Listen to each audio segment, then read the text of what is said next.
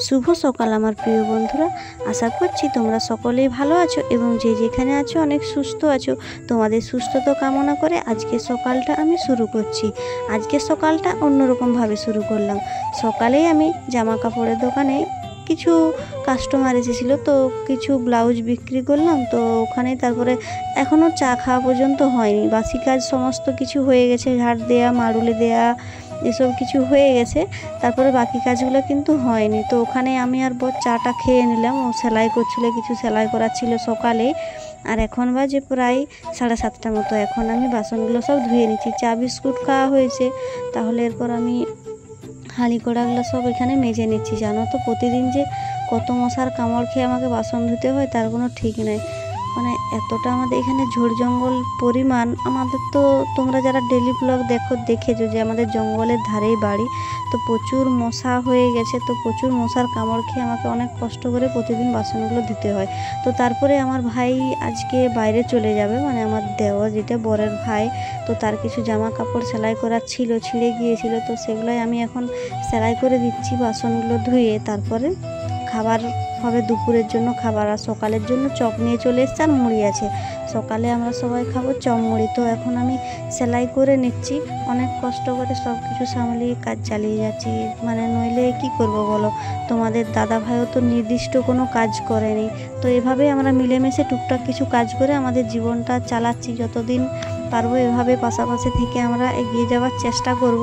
আর এই যে একটা কাপড়ের দোকানও করেছি, খুব একটা বড় করতে পারিনি। তো তোমাদের ভালোবাসা থাকলে অবশ্যই আমি একদিন অনেক আগে এগিয়ে যাব। তোমরা পাশে আছো, সেই কারণে অনেক সাহস পেয়ে ভিডিও করে যাচ্ছি। তো যাই হোক বন্ধুরা, কে কোথার থেকে আমার ভিডিওটা দেখছো তোমরা কিন্তু কমেন্ট করতে ভুলো না। তোমাদের কমেন্ট আমাকে খুব ভালো লাগে। আর বাঁকুড়া জেলার ছোট্ট একটি গ্রাম থেকে আমি পূজা, আমার ব্লগ চ্যানেলে তোমাদের সবাইকে অনেক অনেক ধন্যবাদ। ভিডিওটা শেষ পর্যন্ত দেখার জন্য অনুরোধ রইল। আশা করছি আমার দৈনন্দিন জীবনের কাজ তোমাদের খুব ভালো লাগবে।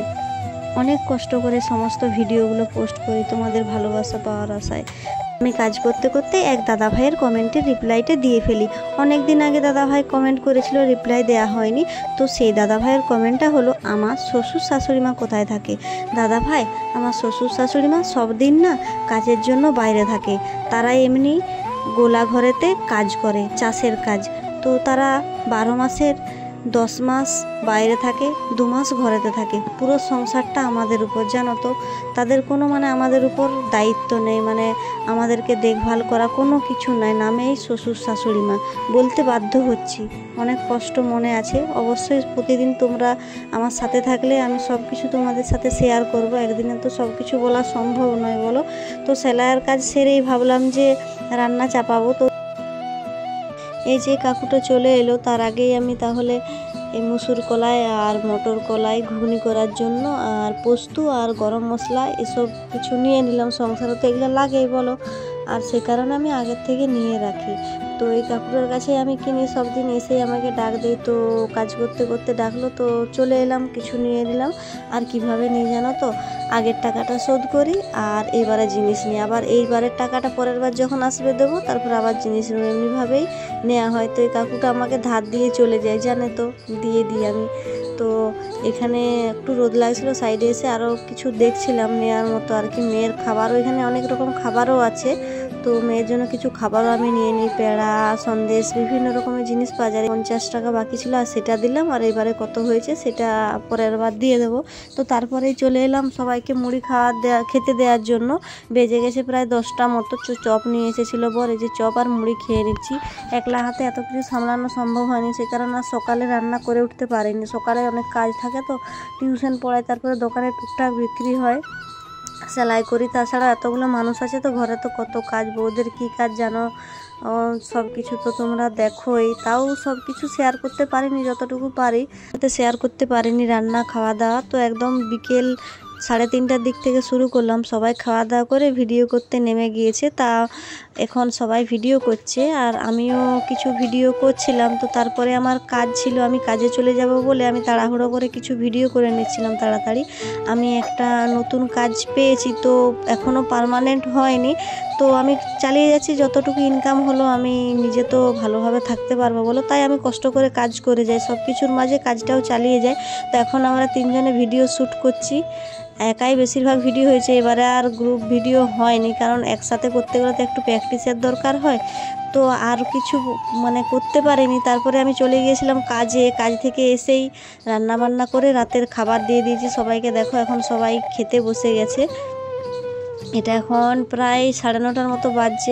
এখন আমরা রাতের খাবার খাচ্ছি। আজকে রাতের মেনুতে আছে বাঁধাকপির ঝাল আছে আর মাংস কষা আর ডাল। তো এই দিয়ে আজকে রাতের আমাদের খাওয়া দাওয়া হচ্ছে। এই দিদি ভাইয়েরা দাদা ভাইয়েরা এসেছে, খুব এনজয় হলো সবাই মিলে, ভালো লাগলো। আমাদের বাড়িতে এসেছিলো এই মানুষগুলো, খুব ভালো মিশে, খুব ভালো লাগলো। তো সবাই সাপোর্ট করবে এই দিদি ভাইদেরকে। মামনি ব্লগ, তারপরে আছে টিয়া অফিসিয়াল, এরা সব শর্ট ভিডিও বানায়, ওরা কোনো ব্লগ তেমনভাবে করেনি। তো ওদেরকে সবাই সাপোর্ট করো, যেমন আমার পাশে আছো ওদের পাশেও থেকো। জানো বন্ধুরা, আমার জীবনটা পুরোপুরি অন্যরকমভাবে চলে। অবশ্যই তোমাদের সাথে সব কিছু শেয়ার করব, সাথে থাকবে প্রতিদিন। তারপরে এখন প্রায় রাতে 10টা মতো বেজে গিয়েছে। একটা ট্রেন্ডিং ভিডিও চলছিল, তোমরা তো দেখেছো। তো সেই ভিডিওটা বানানোর জন্য বর বোতল মানে কানাগুলো করছে। তো প্রতিবারেই একদম মানে বেশি বেশি হয়ে যাচ্ছে আর বেশি বেশি জল বেরোচ্ছে, সে কারণে আজকে আর আমাদের ভিডিও করাটা হলো না। আজকের ভিডিওটা এই পর্যন্তই রাখবো। যদি আমার ভিডিও ভালো লাগে আমার পাশে থেকো আর লাইক কমেন্ট করে, আর নতুন বন্ধুরা চ্যানেলটা সাবস্ক্রাইব করে আমার পাশে থেকো। সবাইকে টাটা।